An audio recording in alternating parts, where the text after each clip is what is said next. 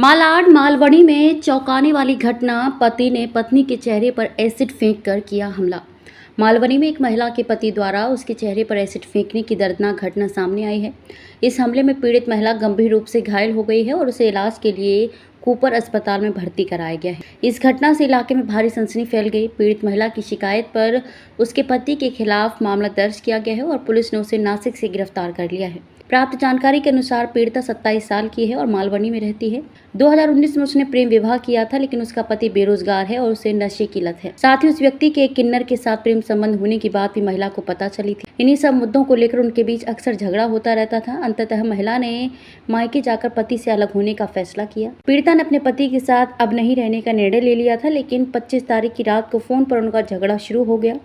पूरी रात फोन पर झगड़ा चलता रहा और सुबह सुबह यास्मीन का पति नारा सोपारा से मलाड मड में उसके मायके आया और यास्मीन पर एसिड फेंक कर भाग गया। यास्मीन को तुरंत इलाज के लिए कूपर अस्पताल में भर्ती कराया गया है। दिनांक 25 सितंबर के सवेरे कूपर हॉस्पिटल से हमको एक संदेश प्राप्त हुआ कि एक महिला के ऊपर एसिड सदृश कोई लिक्विड फेंका हुआ है चेहरे पे और उसके बदन पे, तो उसको ट्रीटमेंट के लिए एडमिट किया है। तुरंत हमने मूवमेंट करके हमारे पुलिस ऑफिसर वहां पे पहुंचे।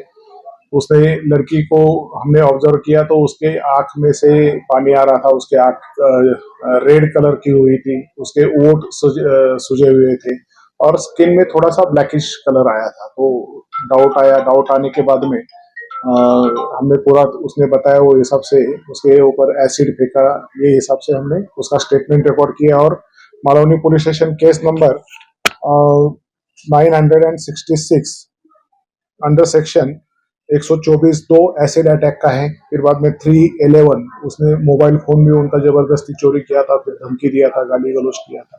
तो इस हिसाब से केस रजिस्टर किया। केस रजिस्टर करने के बाद में हमने पूरा देखा कि वहाँ पे स्पॉट पे क्या हुआ है एग्जैक्ट। तो वहाँ पे थोड़ा सा फिनेल जो सरफेस लादी वगैरह साफ करने के लिए फनेल यूज किया जाता है, फिनेल, तो उसके एक ड्रम मिला हमको। तो उसके हिसाब से थोड़ा सा पता चला कि ये फिनेल फेंका रहेगा, फिनेल में भी एसिड होता है।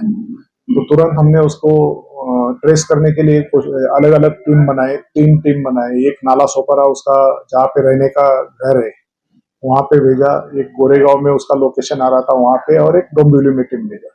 तो बाद में उसका ट्रैक करते करते वो कहीं यूपी में या कहीं जा रहा था ऐसे पता चला। तो हमारा टीम फिर नासिक रोड पे मूवमेंट करके नासिक रोड रेलवे स्टेशन पे उसको ताबे में लिया।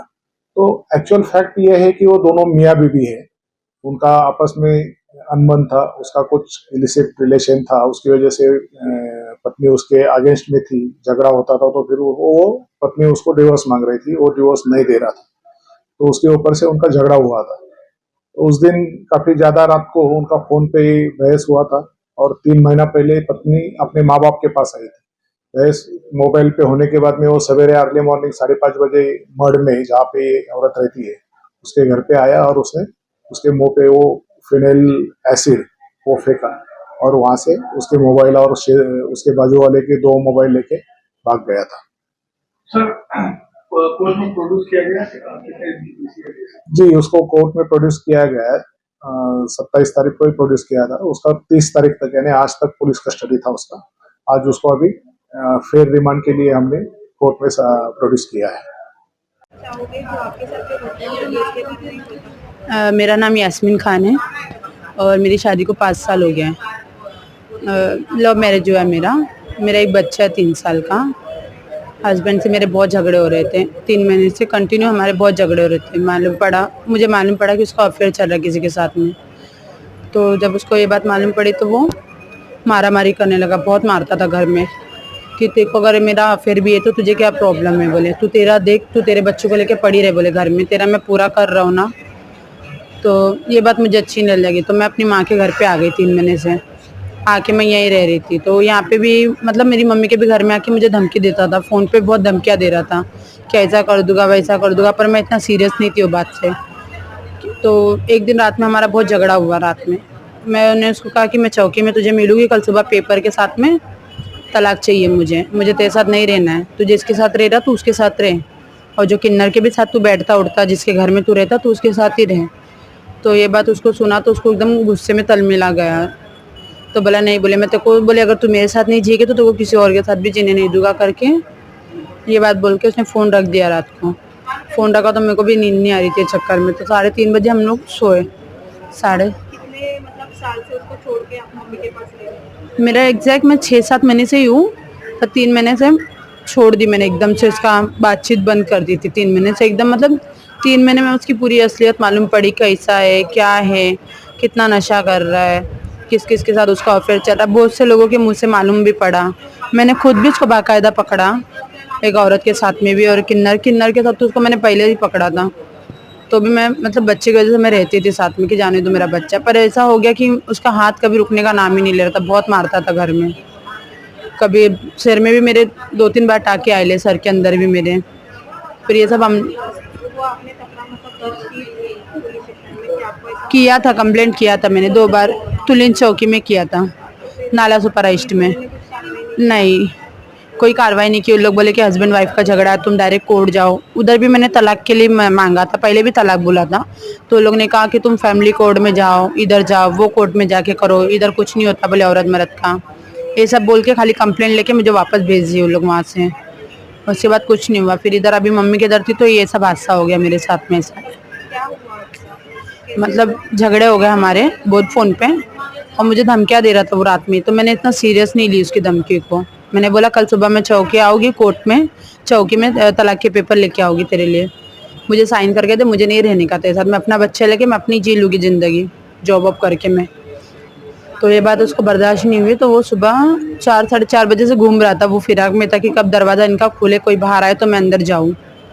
तो मेरा छोटा भाई उठ के खाली बात गया चाय पीने के लिए, 4-4 4:30 बजे, 4:30-5 बजे मेरा भाई उठ के चाय पीने के लिए गया बाहर, और उसी वक्त वो दरवाजे के अंदर आ गया। आखिर क्या हुआ? आया तुरंत, और मतलब हम लोग सब सोए थे, मेरा मोबाइल उठाया, मेरे भाई का मोबाइल उठाया, मेरा जो आईडी प्रूफ वाला पूरा मेरा बैग था वो पूरा बैग उठाया। उसके बाद उसने वो एसिड मेरे मुंह पे डाला। मैं मतलब ऐसे दूसरी तरफ मुंह करके सोई थी बच्चे को लेके, उस वक्त उसने पूरा मेरे मुंह पे डाला, आँख पे, पूरा मुंह पे, पूरे कान में गया एसिड, पूरे मतलब गर्दन वर्दन पे तक पूरा गया है मेरे को एसिड। और किसी को लगा क्या उसमें? हाँ, मैं उसमें मेरी बहन को भी थोड़ा, मेरी बहन के ऊपर भी छींटे उड़े, मेरे भाई के ऊपर भी उड़ा, और बच्चे पे भी थोड़ा बहुत उड़ा छींटा, पर इतना किसी को ये नहीं हुआ जितना मुझे लगा। उसके बाद वो तुरंत भागा, सब सामान मेरा लेके, मोबाइल बैग सब लेके वो भागा। देखे हम लोग ने बाकायदा उसको भागते हुए, पर वो ऐसा हो गया कि वो पकड़ने का उसने मौका नहीं दिया किसी को भी। जब तक हम लोग बाहर भागने तक वो गाड़ी चालू रखा था उसने, शायद लेके गाड़ी से निकल गया वो भाग के। उसके बाद आप हॉस्पिटल में आए? उसके बाद मैं तुरंत कूपर आई, कूपर में आते से इधर मेरा इलाज चालू हुआ, तुरंत ही मेरा पुलिस केस हुआ इधर कूपर में। क्या लगता है कि क्या आगे कार्रवाई करनी चाहिए?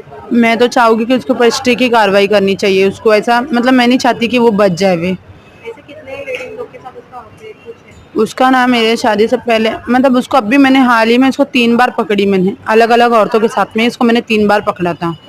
और एक जो किन्नर है उसके साथ तो हमेशा ही वो रहा है, उसको मना करी भी थी वो किन्नर के साथ रहने से, तो भी वो सुना नहीं।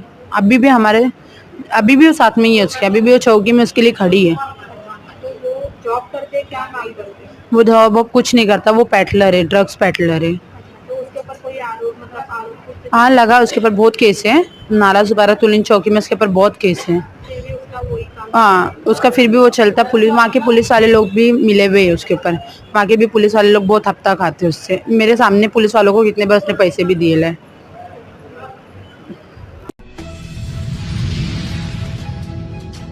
मुख्यमंत्री एकनाथ शिंदे ने आज विभिन्न विकास कार्यों का उद्घाटन समारोह संपन्न किया। भागवत सत्संग सनातन राष्ट्र सम्मेलन से प्रस्थान करते हुए मीरा रोड के श्री निरूपंकर अप्पा साहिब धर्माधिकारी ने हॉल में आकर विभिन्न विकास कार्यों के लिए ऑनलाइन भूमि पूजन किया।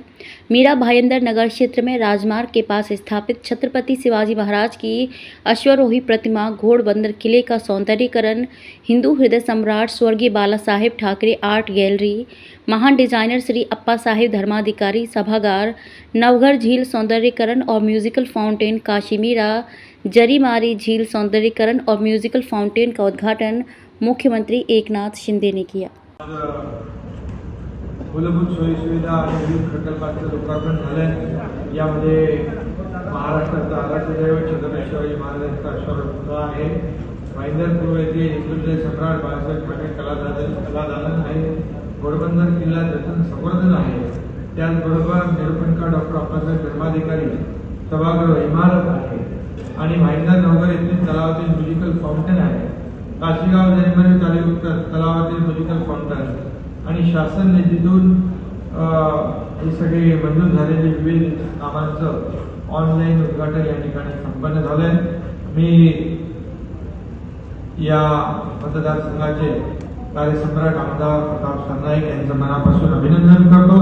त्यांच्या संकल्पनेतून त्यांच्या कल्पकतेतून या ठिकाणी हे सर्व प्रकल्प उभे राहत आहेत. यापूर्वी देखील अनेक प्रकल्प उभे राहिलेले आहेत आणि खरं म्हणजे मला वाटतं आता मीरा भाईंदरमध्ये मला वाटतं आता कुठलं काम शिल्लक राहिले असं मला वाटत नाही. का वाटतं आणि त्यामुळे या ठिकाणी मी मनापासून त्यांना शुभेच्छा देतो. इथं गीता जैन मॅडम आहेत, आयुक्त आपले पांडे साहेब आहेत, सर्वच मान्यवर रवींद्र फाटक आहेत आणि मला आज अनेक कार्यक्रम होत आहेत. मगाशी देखील शंकराचार्य यांचा कार्यक्रम झाला, इथं लोकार्पण होत आहे. म्हणजे एक विकास आणि कल्याणकारी योजना आणि आपली परंपरा जे काय आपलं धार्मिक अधिष्ठान सगळं जोपासण्याचं काम या ठिकाणी होत आहे आणि म्हणून मी प्रताप सरनाईक यांचे सर्व सहकारी यांचं मनापासून मी अभिनंदन करतो. खरं म्हणजे मुंबई आणि ठाण्यामध्ये मीरा भाईंदर बसलेलं आहे आणि म्हणून या मीरा भाईंदरमध्ये आता काही मला वाटतं पहिले ठाणे तिथे काय होणे आपण म्हणतो तसं आता मीरा भाईंदर तिचं नाव घ्यावं लागेल. कारण मीरा भाईंदर हे शहर मुंबई आणि ठाण्याच्या मध्ये आहे आणि यामध्ये मेट्रो होती आहे, अनेक रस्ते होत आहेत, अनेक प्रकल्प होत आहेत, तलाव सुशोभीकरण होत आहे. आज जेवढे आपण पाहिलं की अनेक प्रकल्प झाले आणि म्हणून आज जास्त वेळ कमी असल्यामुळे मी ऑनलाईन उद्घाटन केले. हिंदुहृदय सम्राट बाळासाहेब ठाकरे कलादालनाला मी दिवाळीत नक्की भेट द्यायला येतो आणि त्याचबरोबर तोपर्यंत थोडं काम बाकी आहे ते कंप्लीट. मुख्यमंत्री ने खोया हुआ गहना जनता को लौटाया गया है. मीरा भाईंदर वसी विरार पुलिस आयुक्त की अपराध शाखा साइबर अपराध स्थानीय पुलिस बड़ी संख्या में अपराधों पर नकेल कस रही है और साइबर धोखाधड़ी के माध्यम से लोगों के खोए हुए फ़ोन, चोरी हुए आभूषण और पैसे बरामद कर रही है. कार्यक्रम के दौरान चोरी हुए गहने और फ़ोन मुख्यमंत्री ने लोगों को लौटा दिए हैं. मुख्यमंत्री के माध्यम से पुलिस के काम पर संतोष जताया गया है. आणि आता काही कमिशनर आयुक्त मला सांगत होते ज्यांचं काही चोऱ्या बिऱ्या सोने बिनं काही चोरी गेलेलं आहे. चेन स्नेचिंगमध्ये काही महिलांचे दागिने आणि ते लाडकी बहीण योजना आम्ही केले, त्यामुळे पोलिसांनी देखील लाडक्या बहिणीचे दागिने परत देण्याचा निर्णय घेतला. तोही देखील अतिशय कौतुकास्पद आहे. असं वाटत नाही कोणाला की एकदा दागिना गेला की वस्तू गेली की परत मिळेल. पण तुम्हाला धन्यवाद देतो की तुम्ही ते सगळं जे चोर आहे त्याला पकडून त्या चोराकडून पकडून मुद्देमाल वापस आपल्या बहिणींना, भावांना, ज्येष्ठांना आपण देत आहे. त्याबद्दल हे खरं म्हणजे हे सर्वसामान्यांचं सरकार आपण म्हणतो त्याचं उदाहरण, ज्वलंत उदाहरण आपल्या माध्यमातून या ठिकाणी पाहायला मिळतंय. त्याबद्दल मनापासून पोलीस आयुक्तांचं देखील अभिनंदन करतो, शुभेच्छा देतो. धन्यवाद. जय हिंद, जय महाराष्ट्र.